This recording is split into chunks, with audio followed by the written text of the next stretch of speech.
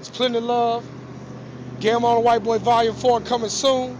You know it's love when you can go places like this with no security or nothing like that. You just walk. Y'all know what it is. Jelly Roll, Totem Pole. Before Jelly Roll would become one of the most prominent hip-hop rappers in all of music, thanks to hit songs like Break the Knob Off, Creature, and Save Me. Before Jelly Roll would find himself being sued by his favorite restaurant chain, the Waffle House, for naming one of his mixtapes after the popular eatery. What was the resolution of the Waffle House lawsuit? They took everything down, man. I lost. They cleaned my ass up. What? I got a cease and desist letter and a lawsuit. Before Jelly Roll would have over 74,000 followers on Twitter, 657,000 followers on Instagram, and over 1.65 million subscribers on YouTube at the time of this recording. Jelly Roll is a 34-year-old rapper hailing from Antioch, Tennessee, who has eaten at Waffle House more times than he cares to count.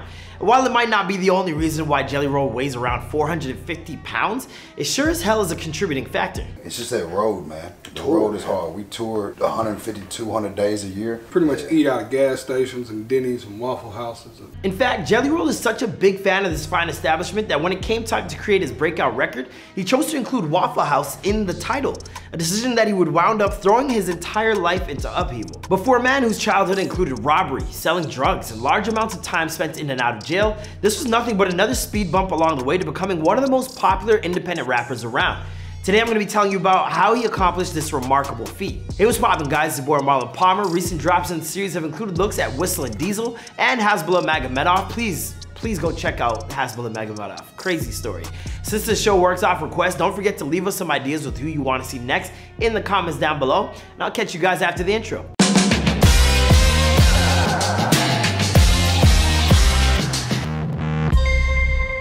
Jelly Roll was born Jason DeFord on December 4th, 1986, and much to even his own surprise, no, he wasn't delivered inside of a Waffle House. Instead, Jason grew up in Nashville, Tennessee in the Southside community known as Antioch.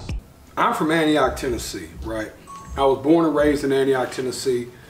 Well, I guess I was born downtown at Baptist Hospital, but went straight to Antioch, and that's where I spent my whole life. As he himself has said, his childhood is simply yet another case of the tried and true, sad rapper story. When Jason was still only a teenager, his father left his mother, and it wasn't long after that when Jason began acting out. In fact, at the age of just 14, he went to juvenile hall for the first time after catching an armed robbery charge. Why did he take such drastic action at such a young age? Well, because he was trying to take care of his mother, who had no one else to look after her. As a young kid, the only people Jason saw with any type of money on them were drug dealers, so he dropped out of high school and began selling drugs to make a living. Speaking with Gawker, Jason told them, "I rolled around and sold 8 balls of cocaine and crack all day and rapped about it. I should have just called it the stories of the unsuccessful drug dealer." When you're an unsuccessful drug dealer, like, is it even worth it? Like, after month 3, I'm just packing it in. Jason's dangerous and illegal occupation had him constantly returning to prison to serve time, and he told Gawker that by the time he was 28, he had spent roughly a dozen years in and out of the penal system, serving sentences for marijuana and cocaine possession. 10 years ago, I was charged as an adult from juvenile. I was 17 years old, had just turned 17. I was locked up for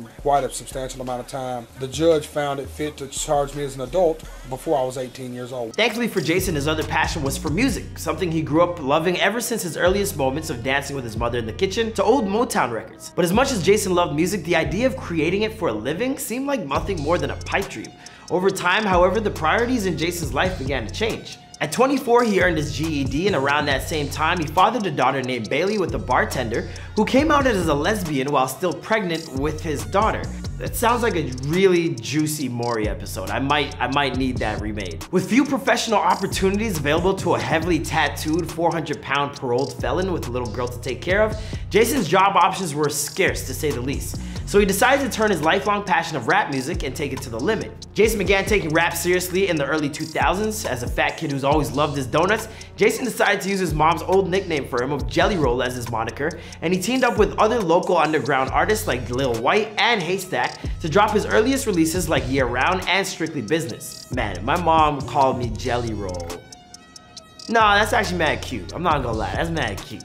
His own debut solo album, The Big Sal Story, dropped in 2012, and he followed that up with a 2013 mixtape that would change his life, Whiskey, Weed, and Waffle House. A killer combination if you've ever been to like Atlanta or the South. That's mwah.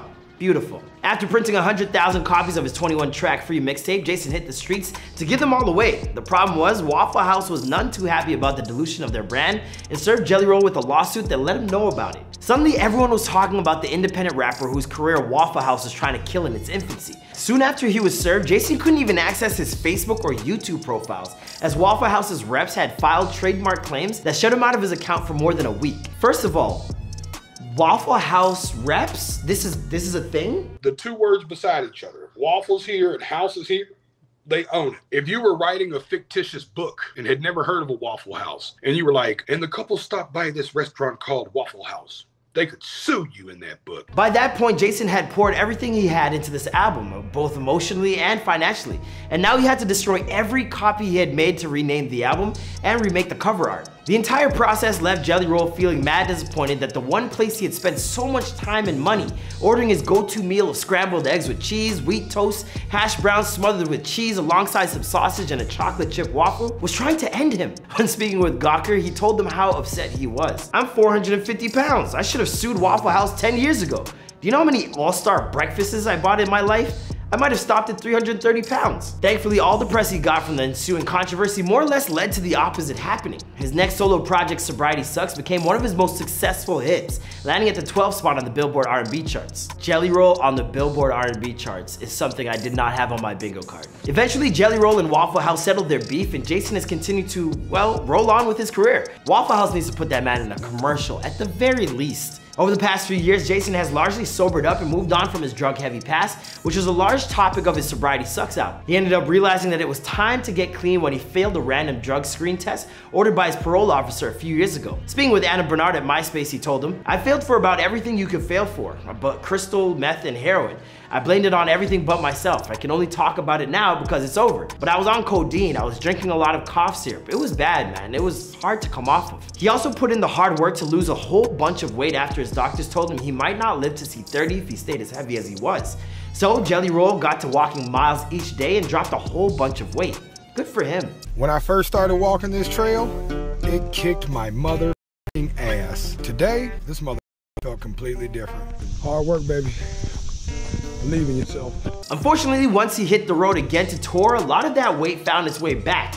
But Jelly Roll is determined to lose it once again, this time for good with the help of a professional trainer. I was a whole different dude. So I talked to my buddy Ed Clay, who's like a mentor of mine. He plugged me in with a nutritionist named George Lockhart. Reached out to George, instantly hit it off and became buddies. I once again procrastinated, gained more weight. I have hit rock bottom. Called George up and said, "Bubba, I really need you." He said, "I'm on the way," and here we are. His decision to embrace a healthier and sober lifestyle has led him to creating over a dozen different albums, mixtapes, and EPs since 2013 alone, including his most recent album, A Beautiful Disaster and Self-Medicated, which dropped in March and October of last year respectively, with A Beautiful Disaster becoming his highest charting album yet, reaching the #9 spot on the Billboard Independent charts. As for where Jelly Roll's musical career goes from here, well, that's a story for another time and another place. After all, this is before they're famous. Be sure to let us know what you think of his story in the comments down below. I remember the first time I saw Jelly Roll was actually an Andrew Schultz music video called Open Her Up. Crazy, funny, really dope stuff, so it's amazing to see him flourish. Make sure you guys follow us on Instagram at Before They're Famous to vote on what's next, and I'll catch you guys in the next video. Bye.